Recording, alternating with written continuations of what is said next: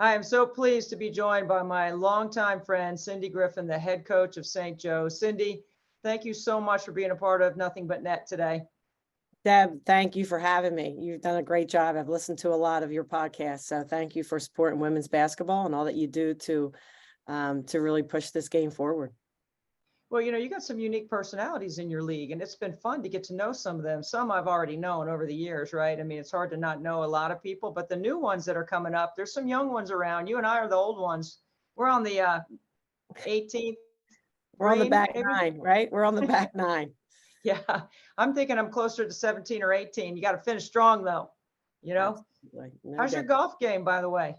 You know what? My golf game is pretty good, actually. I mean, I haven't played in a while. I hit golf balls maybe last week with my husband because the weather's been unbelievably nice up here. I'm sure it is down there, but so just to get out there and hit the ball was great. And yeah, so I'm looking forward to doing that a little bit more in the spring and summer. I put my sticks up in late September, early October, and I don't even think about getting them out. Plus, I'm never home right now, so I'm glad that you have that kind of release. Is that what you do to kind of like just change your routine up a little bit? Well, it's all the credit is to my husband because he's like, let's go out and hit golf balls on our day off, or my day off. So just something different, just to keep your mind kind of fresh. And you can watch film all day long, right? But you need to have that balance, and I think it's important. But there's nothing like hitting that golf ball. You're in the thick of things in the A10 race, so I can imagine that you want to watch more film, but just like the players, you need some rest, right? How are you going to focus and stay sharp in game when you need to adjust all the time? How do you make sure that you're taking good care of yourself? Yeah, I mean, I think like you said, I mean, the thing, the great thing about just having balance in your life is, certainly your faith and your family are really, really important. And I think those two really keep me in check and keep me balanced. That when I go home from this job, I have another job, but it's my family, and going to my kids' games. I enjoy that. I have a senior in high school. I have a eighth grader who both made the playoffs, so that's been fun. Stressful but fun. So those things, and then obviously going out to hit some golf balls is always great, and spending time with friends. You mentioned your family, so you segue right into Kaylee, your daughter, who's playing in her second year with you. What's that been like watching little Cindy running around in a St. Joe's uniform? It's been great. I always kid her. I'm like, can you come up to the office and spend some time with your mother? She's like, I see you every day, Mom. I said, you don't really see me every day. I mean, you see me every day, but I don't really like spend time with you, right? So, but it's been great. She's been getting better. She makes our team better every day because she has such a great basketball IQ, and she plays at a great pace and does a really good job on our scout team. And her time will come. I love that she has a high IQ. You naturally think coaches' kids always do, right? Because they tag along, they're sitting around watching film. They might be sitting with you watching film when it's time to put them in bed when they're young, right? I mean, there's all those things that happen. What do you think was the number one thing for Kaylee that made her want to play for you and absolutely love the game the way you do? Yeah, I think again, just being around the game, just being around positive people. She's had such a great, she's been influenced by so many of our great players. You take a player like Natasha Cloud, Susan Moore, and who have just done unbelievable things for our program. And she's had a chance to watch them play with front row seats, So I think, just being part of that and being part of that tradition, and, certainly, experiencing the success that we've had, and she wants to be part of that. You mentioned history and tradition, and when I think of St. Joe's, I think of the great legacy of Philadelphia, all the wonderful coaches that have come through that program, including yourself. When you try to describe, like if I was being a recruit and you're trying to tell me what it is about St. Joe's history with Jim Foster and Muffet, and I mean, how do you frame it all with everything that you've done and experienced from your time as a player, even before you were a player at St. Joe's? Yeah, I think what you're experiencing is a family-like atmosphere, and a lot of people, a lot of programs sell that, but I think you really do get that sense here when you step on St. Joe's campus that it is a family, and the fact that you're playing for something bigger than yourself. And I think Jim always, preach that about, it's not about you, it's about the big picture. And we're going to help you get where you want to be, and certainly get you in a great position to be successful in life. But while you're doing that, we're going to have a great time just competing and being part of something bigger than yourselves. I always say the same things. You're always a part of a team, no matter where you go. You might be wearing a uniform on a team, but when you go to corporate America or you have your own family, you got to be able to figure out the roles that go with being a part of that kind of team. And that's what you learn. That's one of the things that sport is so great about giving us as we move forward in our careers as young women into professionals. Your team. Okay, let's just talk about your team for a second here, because you've got 18 wins. You're in the hunt for a double bye in the A10 tournament. The A10 has been fantastic to watch this year because there are some really good teams that have moved up a little bit in the standings. Of course, UMass and Rhode Island have been solid the last couple of years. Where do you assess where you are with what you have remaining? Yeah, I mean, I think we're in a really good position. We have 2 games remaining that aren't easy games by any stretch, because you see a team like George Mason, who just went up to Fordham and beat a team that has a very, very senior heavy team with 2 dynamic guards. So that's a credit to, Vanessa at George Mason. So they play great defense. So that's going to be a challenge for us, but I do believe if we play our game, we'll have success down there. And then we have Duquesne at home on senior day. So another team that, we haven't seen them all year. We've seen, 2 teams twice, right? We've played 2 teams, LaSalle and Rhode Island twice, and we haven't even seen George Mason and Duquesne once. So they're playing really well. McConnell just got player of the week. Right. So, I think I like those games because I do think it prepares us for the Atlantic 10 tournament going into next week. So of course we want to win those games. They're going to be challenging, but I do like those games going into the tournament. Cindy, this is how much we're in sync. Like if I had told you what the questions I was going to ask you in advance, you have segued right into the next every time.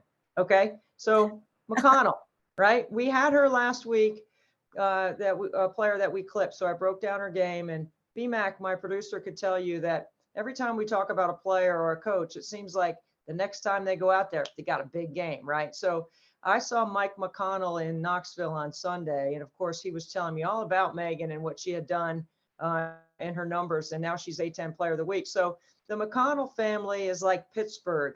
You got the Jaycotts. They're like Harrisonburg, right? I mean, or Mechanicsburg, right? Yeah. So you got one of the Jaycotts on your team. So tell me what that's like. They're scattered all across Pennsylvania.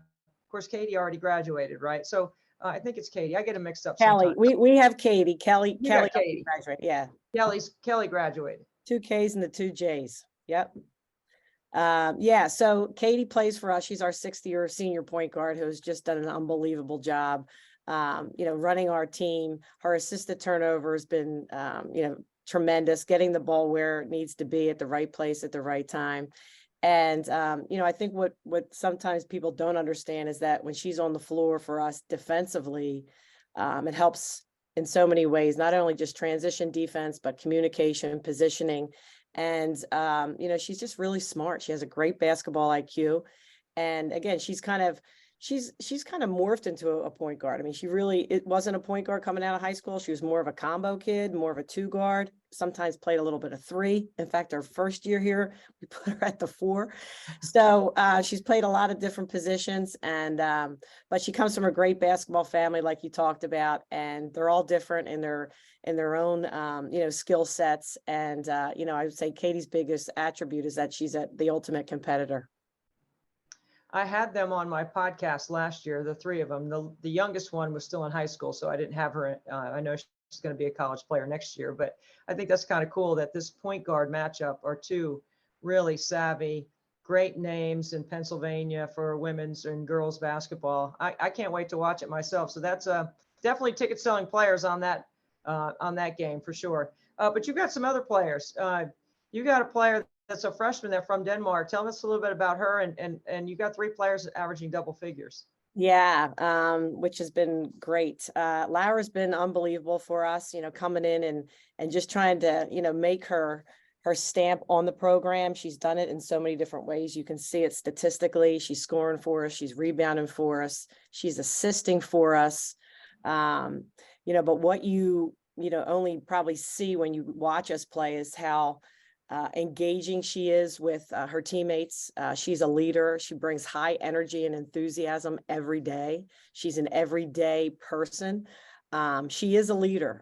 We didn't make her a captain this year, but she will be in the future. But she leads herself. She leads others, and she has gotten so much better every time out, which is a credit to her because she studies the game. She watches a lot of film.